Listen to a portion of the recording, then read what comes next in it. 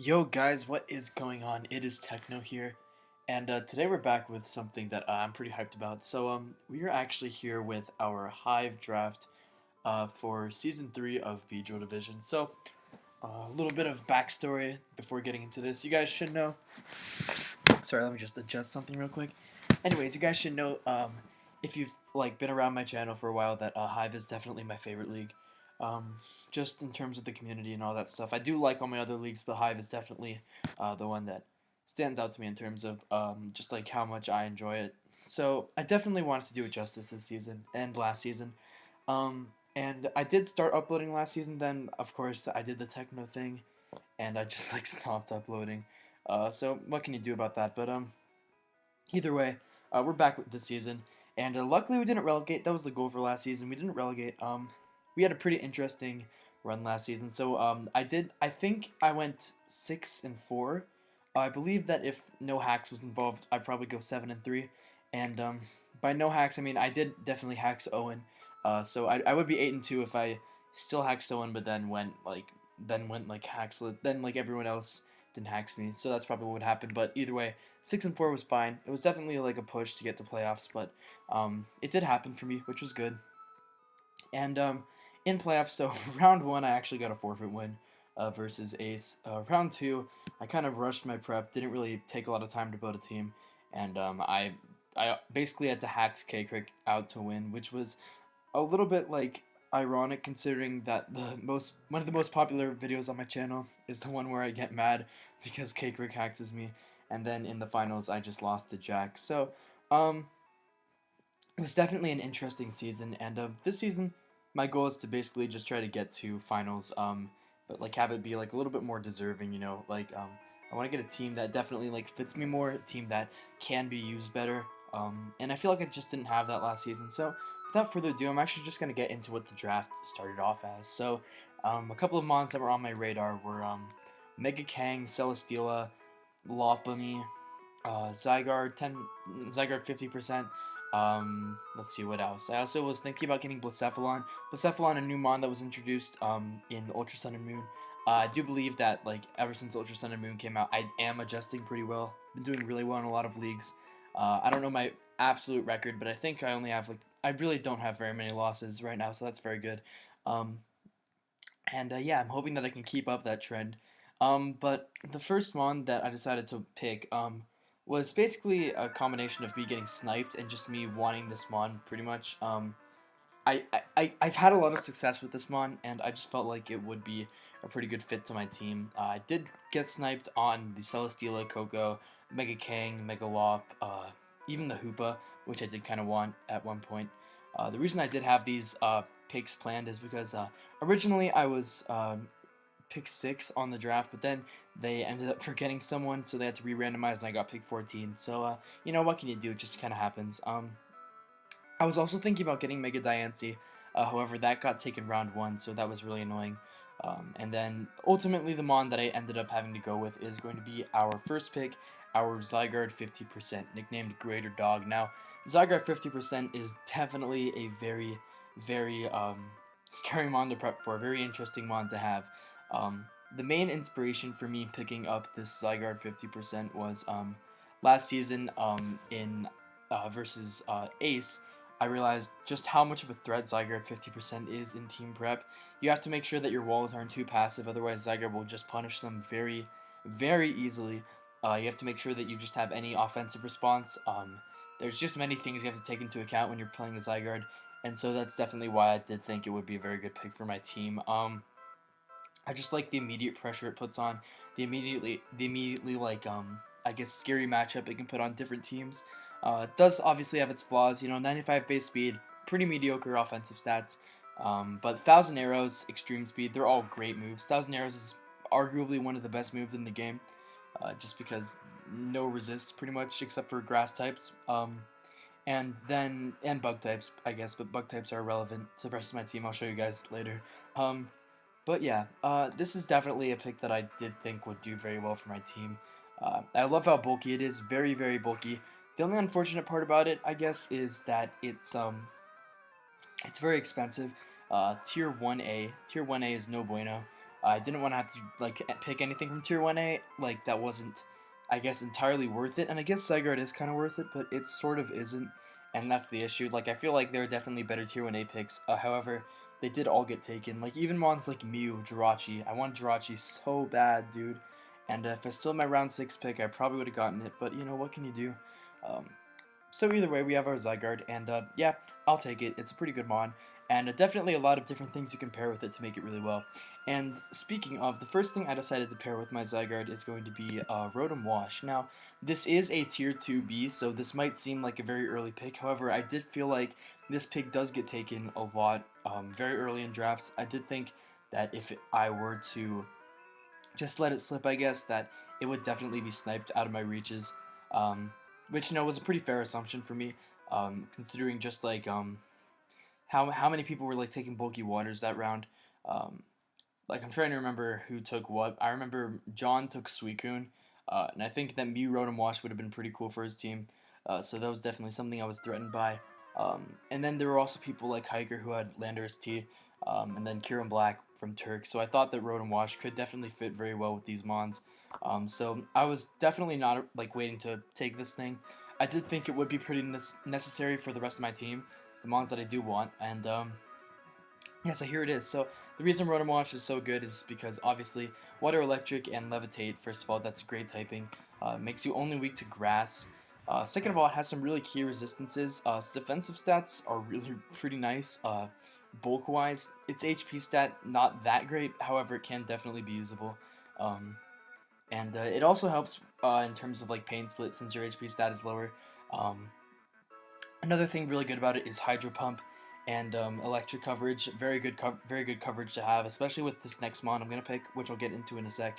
Um, Having Volt Switch slow or fast is very good, no matter what. Just like Volt Switch is very solid to have on any team. At least that's how like I feel. I feel like if you're gonna draft a team, you definitely want to just have Volt Switch on it. Well, not just Volt Switch, but probably some type of Volt Turn core. I feel like that's definitely a necessary component to any draft, and I'm sure many would agree with me. It's just very threatening, very nice to get your opponent in a loop where they can't really switch out.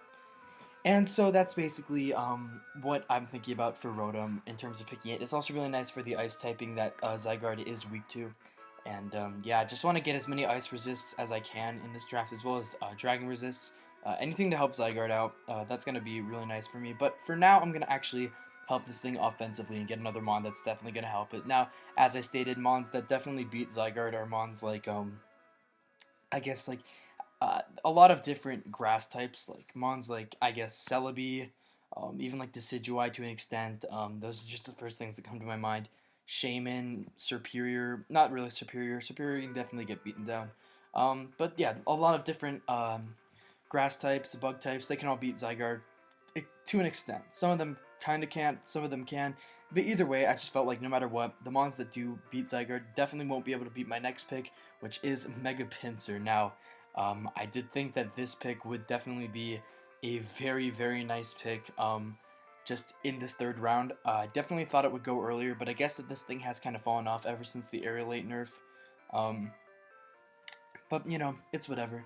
A couple of really good things about Mega Pinsir. One, 105 base speed, 155 base attack with Aerolate attacks is absolutely ridiculous. Nothing really wants to switch into this thing like at all. Only mons I can think of is Skarm, which I luckily play week 1, yay. And I guess like Celesteela, other mons like that. Even electric types not safe, Earthquake. Steel types just get close combated. So yeah, really, first of all, nothing switches in. Second of all, priority and quick attack, very nice. Priority flying coverage is definitely amazing. Just having any flying coverage or flying stab, I guess. Yeah, you don't want like just flying coverage, but flying stab is definitely very good to have on pretty much any team. Just because flying is definitely a very like it's a hard type to resist, and the mons that usually get resisted the easiest because of their lack of attack usually just get U-turned, and you can get on out of there into whatever you want. So that's why I do believe that Mega Pinsir is a very nice mon for my team. And also access to Swords Dance is very nice. Just because this thing just suddenly becomes even bigger of a threat. Just so easy to sweep with this thing if you get the SD off at the right time. And the last thing that I kind of thought about when I was picking this thing is, in this season of the Hive, there is no first turn Mega Rule. So what we can actually do is, I can actually just get like a Moxie boost or a Hypercutter boost or keep it in, or even Mold Breaker. Any of these 3 abilities is usable. It just depends on the matchup, obviously. Um, and I feel like with all the tools it gets, with the lack of Mega Evolution like necessary on the first turn, I do believe this thing will be a top tier Mega, and hopefully I can end up getting it a lot of kills this season. That's definitely the goal. Another Mon that I definitely do want to get kills, I'll get into later, but yeah, I feel like I said, any type of bird spam is pretty nice on drafts with Mons like Zygarde, even Rotom with Defog, but you definitely want to have a lot of removal options to make sure that you don't just get fucked, and I feel like that's what Pinsir definitely will need for the rest of this draft, but I'm not going to get that right now. I'm going to focus on that later, and for now, I'm just going to pick up my next pick, which is Heatran. Now, I do believe that Heatran, Rotom, Mega Pinsir, and Zygarde are all very, very solid together, defensively, offensively, just like all different types of ways. The only issue with these is there are some water types that they don't beat, but Rotom-Wash even like helps out with that. And I am Z Heatran as well as Z Zygarde. These are my only 2 Z users, by the way. The reason I have that is because I do plan to make some transactions later in the season. I'll definitely like get into that later. But I'm not gonna say what I plan to transact. Probably just end up skipping over some mons. Not really skipping over, but like kind of like glossing over them. But anyways, so this thing was pretty expensive for my team. However, with the tier 2B Rotom, I do think that I can be able to like value out my points, make sure I can map out everything, and just not end up losing a lot of value for mons that I definitely will want later on in the draft. But anyways, on the Heatran. Now this thing is the first rocker on my team. I feel like rocks are, well, if you don't think rocks are a necessary component to a draft, then you're probably on something, because rocks are definitely super important. You need a solid rocker on every team, and Heatran definitely does just that. Now, a lot of people knock Heatran because of its ground weakness, as well as fighting, water, whatever, a bunch of spammable types. However, if you do support it right, you don't want to like stay in on this thing or on those mons with your Heatran. And even then, you can run like Scarf Heatran, definitely bait out a lot of them. And Z Heatran definitely helps me fulfill the role of a lure to help deal with some water types. And that's definitely really nice for me. I think that Heatran can definitely do a lot more this season than I've done with it in the past. Before I've ran, I don't think I've ever ran Z Heatran before. Actually, I did once. I did run Z Heatran back in CFA, and I ran Z Sunny Day, so that's another really cool set that I can run. But I actually can't run that because I'm not Z status Heatran, so that's a cry. But yeah, also, this thing's speed is pretty mediocre, but it's still like decent enough to get the job done, especially if you give it just any speed investment. So yeah, Heatran's just a very, very good mod to have in general. So next mod that we do have is going to be our Crobat. So uh, I do think that Crobat is probably one of the best tier 3s just out there. Very fast, really nice offensively, even with its mediocre offensive stats, it still can hit like a truck with the right coverage and like the right items.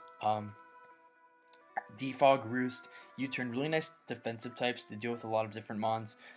Like for example, like a Pokemon that can kind of like run through my draft is like a Mega Beedrill, or like I guess not Mega Beedrill, but it can like U-turn all over everything. But then mons like Crobat come in and they definitely like help deal with that. So that's another really nice thing about Crobat.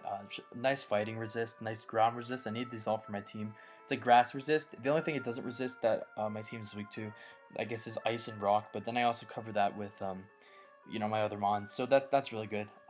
Another mon I thought would be really nice. This also helps me like complete out some Volt Turn stuff that I want to have with my Rotom-Wash, as well as the fact that now I have 2 flying type stab users, which is very, very solid. Like I said, there are definitely some types that are worth spamming, worth having a bunch of, and I feel like flying type definitely is one of them, just because of how much damage it does to a lot of mons, the lack of resistances, especially with U-turn being a possible move you can use just to get out of whatever does end up resisting you, which isn't really a lot.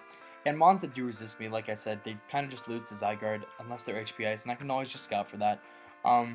And there might be some reasons that they don't run HP Ice, but we'll get into that later.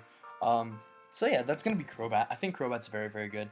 definitely used it a lot in the past. I think that it's always been a very reliable mon for me. So yeah, that's another reason I drafted it. And yeah, so the next mon that I drafted is something that's going to help me complete out a more offensive core. And then after that, I'm only gonna get like one more offensive mon, and then focus the rest on support mons. Because you guys can see like my offensive team is definitely very good so far. Zygarde, Pinsir, Heatran, Crobat, even Rotom-Wash, very very good. So the next mon I decided to get, kind of like helping out this Volturn core, keeping my speed tiers intact.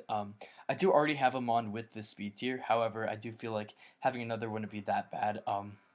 It's also a nice, really fast fighting type, which definitely does not come around very often. Um, like the mons that, like, okay, I'll just get into it. So the mon I picked was going to be Mienshao. So if you like look at it, Mienshao is just pretty much, it's a really nice mon. Um, and the reason for that is just because its abilities and its coverage are just absolutely insane. So like I was saying, you definitely want to have a really nice fighting type on your team. Fighting spam is, or not even spam, but just having fighting stab is just really, really nice. A lot of different ways that you can exploit fighting stab, or exploit, exploit's the wrong word, but like you can just use it and definitely just beat down your opponents, especially with the U-turn. It's definitely helping out my Volturn core. And I think a lot of the faster fighting types aren't really like that solid. Let me just look up some fighting types that are pretty fast. So I don't think that even like not many fighting types are faster than this thing. The only fighting types that are faster than this are mons like Hawlucha. Hawlucha, it was like on my radar, but it wasn't that worth it. It's more worth it for someone with like a Tapu or something, just because it's not very powerful by itself. Mons like Mega Gallade, you know, all that. Terrakion, Virizion, Cobalion, Keldeo. But none of those get U-turn. Infernape, I guess, does, but then you just think about like how expensive it is compared to everything else. Also, I'm pretty sure it just got taken really, really early. Let me actually just check right here. You guys can't see this on the screen, but I'm on the dock right now. I think it got taken. Yeah, it got taken round 2, and it got taken in the wheel that was like in between my picks. So not really much I can do there. I was thinking about getting Infernape, but yeah, it doesn't happen that way. But you know, what can you do? So now at this point, we just have our Mienshao, and Mienshao is definitely a very, very nice pick to have. Like I said, those abilities are so solid. Regenerator is very nice for some matchups where you want to help beat down, like suppose like a Sucker Punch Pokemon. Regen is very, very nice. Reckless, if you want to just be a total nuke, Reckless High Jump Kick has pretty much like no switch-ins except for like very bulky Psychic types, which I'm definitely going to try to deal with later in the draft. Um, and when I say later in the draft, I mean that I actually kind of did a pretty bad job of building my team around building with bulky psychics, and I'm actually going to be making a free agent pretty soon to help me deal with those mons a little bit better. Definitely, I have a mon that I have in mind that I'm definitely going to be picking up. And I'll probably end up. I'm not going to say what I'm going to end up dropping, but it won't be any of my first 6, I'll tell you that much, because my first 6 I'm definitely very, very content with. I think that they're all very good. And yeah, I don't think I've ever used Mienshao in League format, and I've always wanted to. I think it's a very, very good Pokemon, and yeah, I'm very excited to use this. So, next up, I was looking at some mons that I wanted for my team. I wanted something like. At first, I wanted a Selgor, which is a definitely a nice pick in terms of hazards and stuff, but ultimately I felt like I needed a rapid spinner, and I also wanted some spike control. So I ended up going with Forretress right here, and I'm sorry about that. This red part right here. If you want, I'll actually just fix it. Fuck it, yeah. You guys can see this live. This is awesome. And yeah, I'm on my different computer. Sure, whatever. Just do that. Fuck it. Named after the South Park hero, Mint Very Grunge. But yeah, so this thing, definitely one of my most hated picks. Forretress is just not known for being that special, I guess, but I definitely think it does deserve some love. I think that it can definitely do a lot of different things very well. Um, and when I say a lot of different things, I mean, like, it's sort of different, not really. Main thing you're going to want to do with it is get up hazards, then maybe spin, get off a few gyro balls. I like its Volt Switch option. Volt Switch is a very nice move that this thing does have. Um, so that's definitely something I can try to exploit later in battles. I also like this thing because it has a lot of different hazards. It has spikes, toxic spikes, and stealth rock. all very, very solid to have on one team, or on one mon. Definitely like keeps a very versatile option. Toxic Spikes are very, very nice in League format. Toxic Spikes definitely help out my Zygarde. They can even help out other mons on my team, but mainly my Zygarde. Zygarde and my Heatran probably going to be the most helped by these Toxic Spikes. So yeah, not really much to say there. That's just Forretress for us. So the next mon I drafted on my team. So something I learned pretty quickly that I didn't really pay much attention to before because I just didn't care. Is that if you're not drafting the right speed tiers, you're definitely just gonna get boned. Um, so I realized that my speed has a jump from 339 max speed of a 105 Pokemon, 339 to 394, which is the max speed of a 130 Pokemon. So I want something sort of in between, something that doesn't allow other Pokemon to run like Modest and stuff. And I think I found a pretty perfect mod for that, and it is Alakazam. Now, if you guys followed my CPC season, which I'm assuming at least some of you did, Alakazam was definitely the MVP of the team. Just put the team on its back so many times. Won a lot of games for me. Definitely got a lot of kills. So Alakazam is definitely a mon I'm very excited to bring back. 372 max speed is really, really solid. And it's really nice in my speed tiers. Cause like let's just say someone has like I guess like maybe like a Doug trio or something. I don't even know if that was drafted, but like it just means that they can't run like adamant Doug trio. Like that's a poor example, but like stuff like that is really nice for my team. And just having something in between. Spoilers, this is the only mon over base 100 on the rest of my draft in terms of speed. However, I do feel like it does kind of round out decently well. So yeah, this is Alakazam. Now, the main thing that I'm sure most people know about this is it's a really nice revenge killer because Magic Guard and Focus Sash are just so solid to have together on the same mon. And you can bet your ass that this season I will end up fucking forgetting Magic Guard. Like it's hard, and then taking a ton of rocks damage and losing a game because of it. So yeah, that's gonna suck. But who knows? I haven't played any games yet, so usually when I've done these analysis, I've played at least one game. But nope, I haven't played any games yet. We just finished the draft today. So that's exciting. But yeah, this thing gets crazy coverage, a really good special attack. Life Orb set's really good too. And then a lot of other different tools that it can use. So overall, this is a very exciting mon for me to have. A really nice mon. I definitely like it a lot. But at this point, the problem is now I have to take a lot of lower tier picks just to kind of round out my team. So looking at this, I have no fairy type yet. I definitely feel like I can round out my fairy dragon steel core with a fairy. Duh. But wow, really. So I decided that I would go for the best value fairy. I definitely thought that this thing would probably get taken just because it is a really nice value fairy, but it actually didn't. So I'm like, okay, I'll take it. And yeah, we got Aromatisse. So I think Aromatisse is a very nice Pokemon just to have in the lower tiers, just because it does kind of the role of mons similar like Florges and Sylveon, but with slightly worse defensive stats and a little bit better HP. But the defensive stats are really what kills it, and just like the lack of speed and lack of versatility, I guess. So yeah, that's kind of an issue for it, but I do think that it still does have a really nice spot in the tier 4 tier. And there are a lot of different things it can do. This is the slowest mon on my team, which is totally fine. It gets Trick Room, so if I want to be cheeky one, we can run Trick Room for whatever reason, even though the rest of my team doesn't really appreciate it. I can probably run like Trick Room, Trick Room like Macho Brace Fortress. Don't expect that set, by the way, like at all, because it's likely not coming. But yeah, the main reason I did draft this thing was for like Wish, Heal and I guess I should say aromatherapy, considering it is, you know, Aromatisse, but whatever. Wish, Heal and then like Moonblast, that's basically the set that's gonna run like every week. I can definitely kind of switch things up quite a bit, but I think that this thing just has like, it does like one role pretty well, and yeah, that's just how I like Aromatisse. So yeah, that's gonna be Aromatisse, and then my next one, I'm not gonna get too into my next one, just like I have some plans for it. But yeah, the next one I picked is going to be our Roselia. Um, I think that this thing is a pretty nice low tier pick. I had to take two 5Bs, so no kind of value and U tier picks. But I think that I did get some pretty good picks in the lower tiers. But I'll definitely be making some free agents pretty soon. Um, and I don't know if I'll free agent Roselia, but I think that it seems like it'll be okay for my team. Um, so yeah, not much to say. It's just kind of bulky, sets up hazards, stuff like that. And then the last one on my team is going to be our Dusknoir. Now, I thought that this was one of my more interesting picks too, but it was my last pick. I had to glue up my draft. And I decided, hey, I have all these hazards. I probably should just get a ghost. Um, and so yeah, that's what I did.